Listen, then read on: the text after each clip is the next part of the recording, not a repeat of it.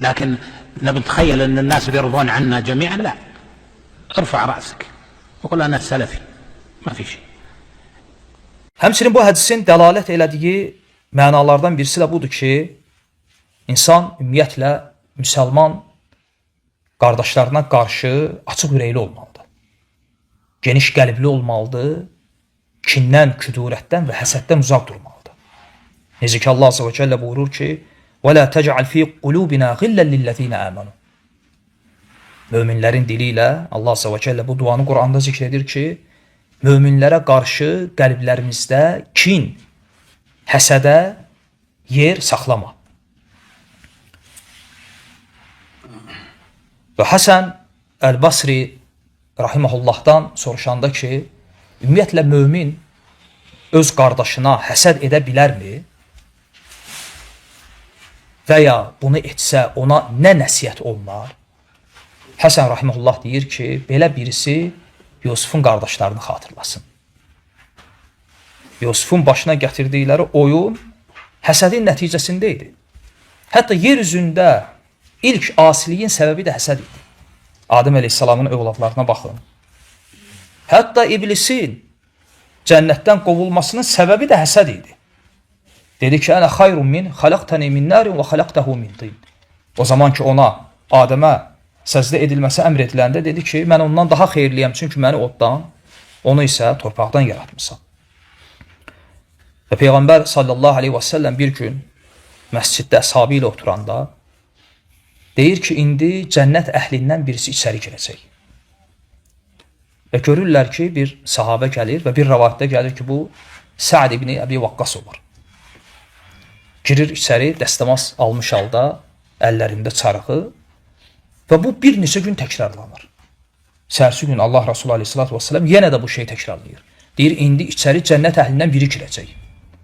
Və yenə də Səad girir içəri. Və bu sahabələrdən birinin, Abdullah ibn Amr ibn Asın diqqətini cəlb edir. Və bir bəhanə ilə girir həmin sahabənin evinə. Deyir ki, atamla mənim aramda bir münaqişə olub, ona görə evə gələ bilmirəm, məni öz evində bir neçə gün qonaq elə.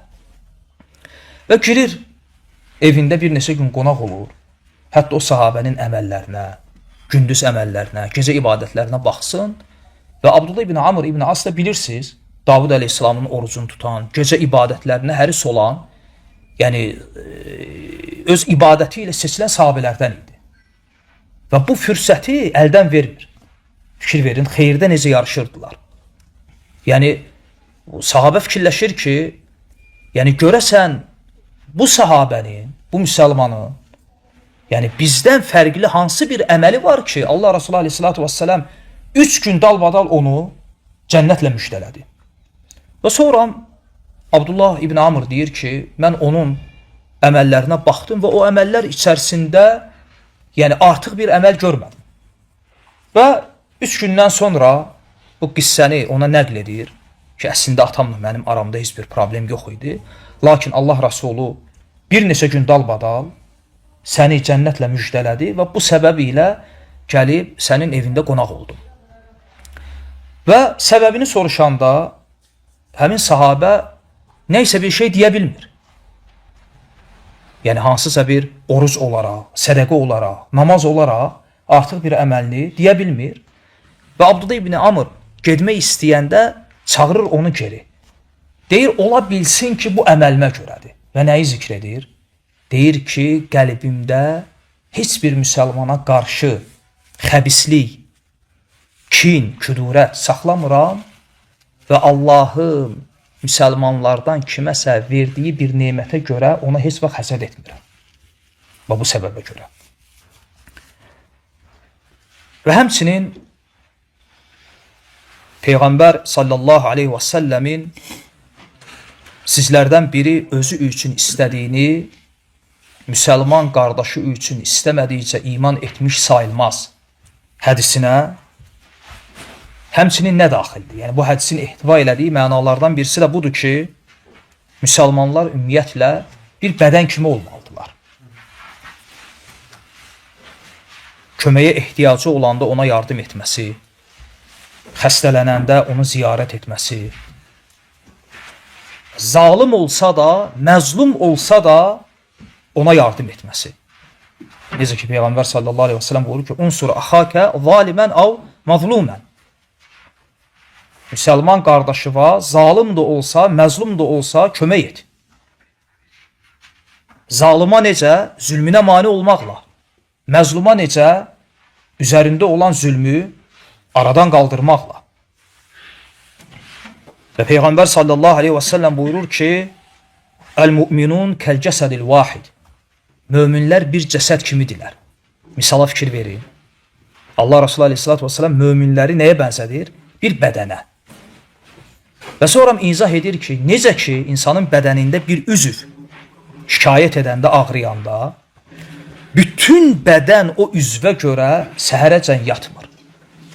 Qızdırma ilə əziyyət çəkir. Və möminlər bu cür olmalıdırlar, bir bədən kimi. Yəni, müsəlmanlardan biri əziyyət çəkəndə, o birisi o əziyyəti hiss eləməlidir. Eyni ilə bir bədəndə, bir üzv şikayət edəndə, ağrıyanda, bütün bədən ondan əziyyət çəkdiyi kimi. Və başqa hədisdə Peyğəmbər sallallahu aleyhi və səlləm buyurur ki, Əl-mu'minu lil-mu'min kəl-bunyan, yəşuddu ba'duhu ba'da. Mömin, möminə nisbətdə necədir? Bir bina kimi, bir divar kimi. Məsələn, divar necədir? Kərpicin özünü götürsən, ola bilsin ki, kərpicin özü o qədər möhkəm olmasın. Onu qırmaq rahat olsun. Lakin kərpiclər bir-birinə birləşəndə, bir-birini tamamlayanda daha qüvvətli olur.